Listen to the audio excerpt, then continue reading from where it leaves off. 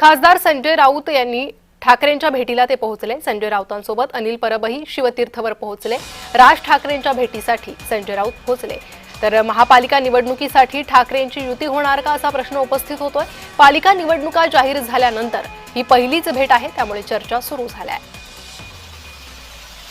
महापालिका निवडणुकीसाठी ठाकरे बंधू युती कधी जाहीर करणार, युती होणार का असे प्रश्न उपस्थित झालेले असताना संजय राऊतांची राज ठाकरेंसोबत ही भेट।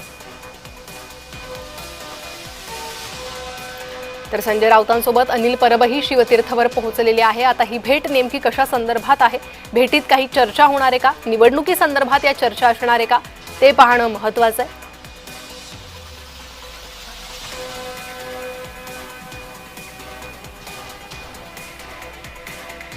दरम्यान ठाकरे बंधूंच्या युतीवर राऊतांनी सकाळी प्रतिक्रिया दिली होती, ऐकूयात।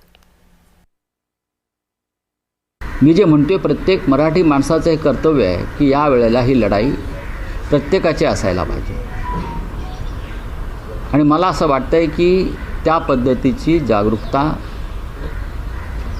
शिवसेना पक्षप्रमुख उद्धव ठाकरे आणि महाराष्ट्र नवनिर्माण सेनेचे प्रमुख राज ठाकरे हे मराठी माणूस आणि महाराष्ट्रासाठी एकत्र आल्यामुळे ही जागरूकता, एक आत्मविश्वास आणि एक उत्साह लोकांमध्ये निर्माण झाला।